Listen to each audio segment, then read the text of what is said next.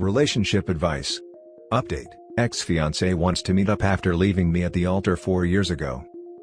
Original post: basically 4 years ago, I, female 29, was supposed to be getting married to my fiancé at the time. Everything was going perfect. I was in my dress, had my makeup on and taken pictures with my bridesmaids. I was pretty much ready to walk down the aisle, when Jay's best man pulled me to side and said Jay was gone. He had gotten into a car and left and no one was able to get a hold of him. I came home to our apartment and all his stuff was gone. He's been pretty much a ghost ever since he left me and I had to force myself to move on. I ended up going on our honeymoon with my best friends, which was the best decision ever, and then put myself in therapy to heal the horrible trust issues I now have. I haven't heard from him once until today. I guess he got back in contact with an old mutual friend, who gave him my number. Jay texted me and said wants to meet up and apologize. He says he has a lot to explain to me about what happened that day. I'm torn. I swore Jay was a dead memory, but my curiosity and desire to get closure with him is pestering me. My current boyfriend supports me whatever I decide, and I feel out of respect to him and how wonderful he's been, I should ghost Jay. I'm very confused. I never expected to hear from Jay again. I have no idea what to do. Please help. Now for the top advice before reading the update. What can he say to you that will improve your current situation? At best he tells you he was a coward and that he regrets that he put you through that pain. But that is the best case scenario. He could complain about how you drove him to make that decision. He could place the blame for it on loss of attraction to you because you did X, Y and Z. He could beg to you to take him back. I think you've moved on. This invitation is to give himself some peace. You don't owe him anything. I had a situation right after high school where someone who I thought cared about me ghosted me and left me in an awful situation that I then had to go through on my own. 20 years later and he contacts me out of the blue, wanted to meet up so he could apologize and explain himself. We were both married with kids at this point, and I believe he had told his wife about the situation and she was encouraging him to get closure. He obviously felt like crap all these years about what he had done. He kept messaging saying he was going to be in my state and he just wanted to talk in person. I stressed so much about this meetup, it brought up so many old wounds. Finally, I realized that all of this was about him making himself feel better and unburdening himself of all the guilt he's felt. Why was I turning myself inside out to accommodate his journey of self? Screw that. I told him I had moved on, and wished him the best and never spoke to him again. Maybe take your current boyfriend with you if you decide to see Jay. Don't allow yourself to be put into an awkward position. I'd say don't answer and don't meet him. But if you choose to do that for closure, which I don't believe you need, since for me closure is within yourself, then yes, bring your current boyfriend. Well, no one can decide this for you. Don't worry about what your boyfriend thinks. He supports you. The unfortunate thing here is that, you don't know if you're going to come away from a meeting like this with more closure, or if you're going to come away from it distraught, because the excuse he gives is a whole lot of nothing. Would it be easier to have a phone call or a text? I would go to the meeting just to hear the apology and find out what he has to say. Then I would close the door and just make sure he knows I don't want any more contact. Or, you can do the petty thing and ghost him right back. My question is, what the hell is wrong with your mutual friend who gave him your number? I would talk to this person and ask them what their intentions are. Usually you would ask someone, hey, is it okay if I give XYZ your number for such and such purpose? And you would say yay or nay. Did you give permission for this? That person owes an explanation too. Let us know what you decide to do. We support you either way. Also, I kind of want to know what his reason was too. There are like literally a 100 million moments before you get to the altar to realize you don't want to commit just then. What the heck? Good point. No one should ever be giving numbers out without permission. Especially in these circumstances. That mutual friend is not a friend of the OP. And now for the update. First off, I just want to thank everyone for the advice. I honestly wrote the post to just vent my frustration and confusion and possibly get advice. I honestly forgot about the post for a few days until my sister and I were talking and she mentioned she saw a post from some girl getting left at the altar and X showing up again years later. I told her it was mine and she has been pushing me to do an update post. I figure it might be therapeutic to write everything down as final closing of the J chapter. This all happened 2 weeks ago. Against most of the advice, I did meet up with Jay. As a lot of you said, it did not add any value to my life. Also, it was part of a 12-step program and he was making amends. We met up at a park and my boyfriend came with me. He sat off to the side while Jay and I talked. I actually feel stupider after meeting with him. There were a lot of things in our relationship that would have had me out the door if I paid more attention, and if he wasn't such a great liar. Basically, for the last year of our relationship, he was doing substances and cheating on me. He had been struggling with his sexuality for years, and it's not surprising it ended up this way now knowing the truth. His family are incredibly homophobic and horrible people. I wanted nothing to do with them when we were together, but he insisted on them being around just for the big life events, like our wedding. The substances were something to get him through the day and act like he was in love with me when he was actually in love with someone else. He had met his boyfriend at work and I had actually met him a few times when I'd drop off lunch for Jay. When our wedding approached, his boyfriend said he needed to choose, and Jay chose him. So, he packed his bags up and pretended everything was great until his boyfriend picked him up and they moved 2 towns over. I asked him if he was still with his boyfriend, and he said no. He thought he could quit the D's once he was free of his family and lying, but he couldn't. His boyfriend found out and left him. He kept going, getting high and hooking up with randoms.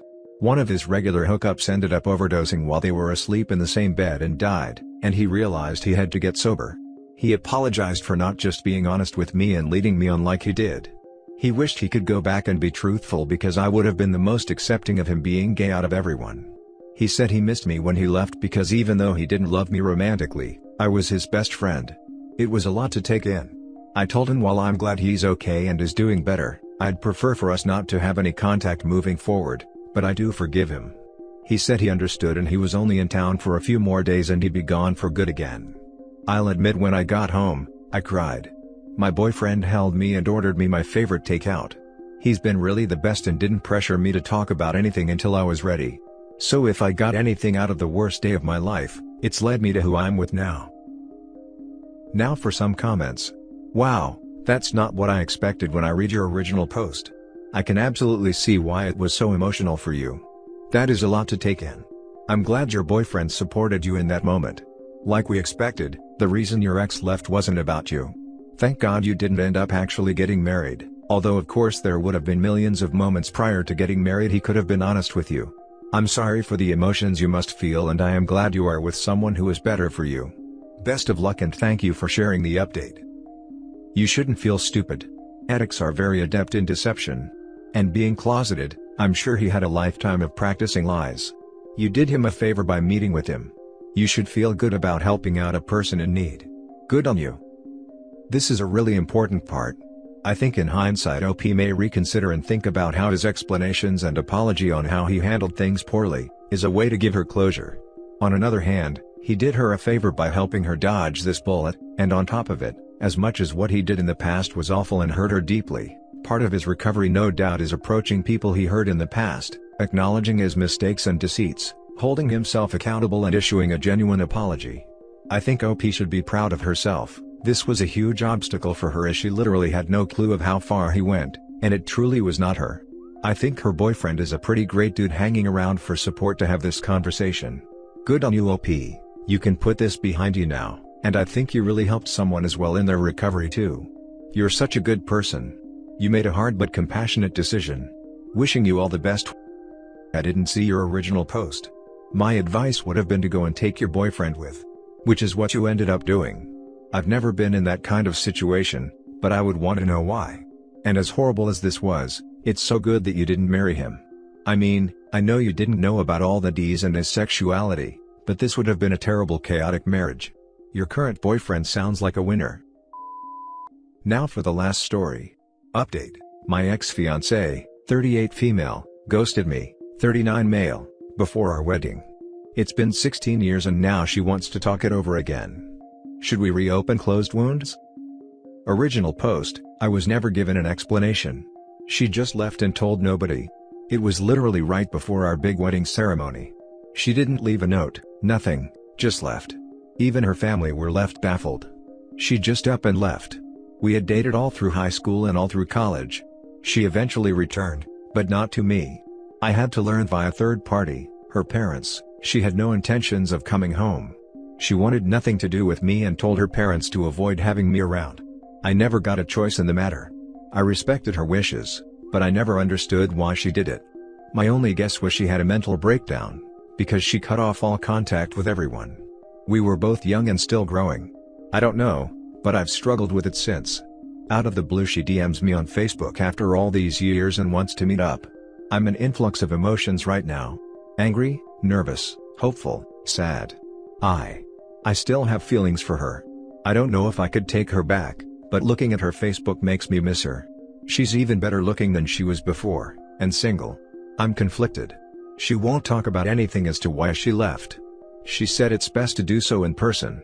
The only thing I can tell is from her Facebook is a bunch of stuff about her being weak, and living a life full of shame and regret and being lonely. This is dumb. She ghosted me and I should want nothing to do with her, but damn it, I still have feelings for her. I never stopped thinking about her. What should I do? Ghost her in return? Call her out? See where this date takes us? Now for the top advice before reading the update. First off, damn OP, that's rough. 16 years is a long time. Would meeting up with her set you back in the time you've spent getting over this, or will it give you the closure you never found? I don't know. I just want closure. For the longest time I thought she had cheated on me, but the only things I've been told from her family and the few friends she didn't cut off. It more like a mental breakdown. I know she was scared to death about the wedding and her looming finals in her career.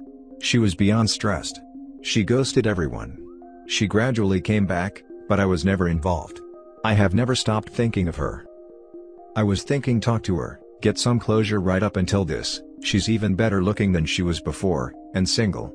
This is not going to have a happy ending. That part made me go, you poster, you probably need some therapy.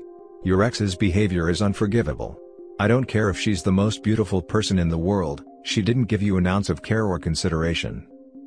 She ghosted you for 16 years, I wouldn't even respond. It seems like you need closure, but as everyone else says, 16 years is a long time and you yourself have probably changed quite a bit as well. I would go into this meeting with the intent for closure but nothing else. Remember, she ghosted you before your wedding for 16 years. No kidding. She's only doing this to assuage the guilt of messing you over that's built up all these years. She doesn't deserve the satisfaction. And now for the update. Well, that was something. I got closure at least. We met at a cafe and sat and talked outside. The first thing I noticed was how badly scarred her arms were, and how much pain was in her face. Long story short, she wanted to break up long before the wedding. She was too weak and cowardly to speak up for herself, and she had a complete nervous breakdown over everything. She had been tired of being forced into doing things she never wanted to do, and never having the guts to stand up for herself. She was mad at her family pressuring her to get married and pump out kids. She was mad at them forcing her into a degree that she didn't want. She was mad at herself for not being able to speak up. Nothing she did was justified, which we agreed on. When I first proposed to her, I did it in a public area. I had put her on the spot and she wanted to say no, but she couldn't bear to see me hurt. She was right. I made all the choices for her. I was a very different person back then and she was very meek, as in she just went with the flow and had no backbone. I drowned her voice out often, and often never gave her the chance to grow to be a person. Back then, I was often focused only on myself. Well, everything came to a climax and she had a complete mental breakdown. She ran away from her problems at the behest of her best friend and only person in the world she ever trusted. As she said, it's the only thing she knows how to do, run. She never had the spine to speak up. Her life just spiraled downwards. She did a few years homeless after her best friend's husband kicked her to the curb. The rest of that time was spent in prison, which she didn't specify what she did. She was released about a year ago and has been turning her life around. She has a job, she's reconnected with her parents, and she's finally reconnecting with me. She never stopped trying to get in touch with me. As for our future, we have none. We both agreed to end things and go our separate ways. We both are changed, two different people. We have nothing in common and don't live near each other. She doesn't justify what she did, nor does she want to be forgiven. She thinks it's repulsive and is ashamed of her actions. I wanted to be angry, but I couldn't. I just forgave her. With that we shook hands, said our goodbyes, and that will likely be the last time we ever see one another. Now we never had a future together and never will. But on the other, I'm sad because it's over. All these years maybe hoping something would happen were for naught. But in the end, this is an ending and I finally have closure. Not many get to say that. Do I believe her story? Yes, I do, and even if she's full of it, at this point does it even matter? I've always known her to be very weak-willed, meek. She often just does what everyone tells her to do and often runs when things get too difficult. She avoids her problems because was too weak to stand up to them. I mean, it makes sense why her family would not talk to me about her. They were the typical tiger parents that disown their problem child. Now for some top comments. Well, that went better than I expected. I'm glad it's definitively over now for you both. Although a lot of time has been lost for either of them. It seems odd that no one noticed the situation of her problems earlier on. It is explained in the post, but it still sounds weird. Sounds like she was repressing a lot, bottling it up inside. Her friend though? She should have been the one to see it. Her friend was an enabler. We all were. Her friend was the one who encouraged her to run. Of course, nobody forced her to, it was all her. If I hadn't ignored her problems, if I actually had been a part of her life, I might have seen it. It is what is though. This was way too mature of an update for this sub. Yeah, you know how you often read posts and are left questioning whether it's real or not? Not the case at all here. Glad for OP to get what he needed in this one. She might be making amends as part of a 12-step program. Glad you all are doing okay. You will likely go through phases with this still. Losing a relationship is like actual grief. Expect that even though you have forgiven her and gotten closure, pain may resurface at times. I hope you can move on and find the right partner for you. Thank you for your update. Without wanting to sound patronizing, I can see you have identified where your own behavior contributed to the situation, and I hope this is helpful to you in the future. And that's it for this video, guys. If you have thoughts to share, leave a comment below. Don't forget to hit like and subscribe if you like this content. I'll catch you in the next one. Good day everyone.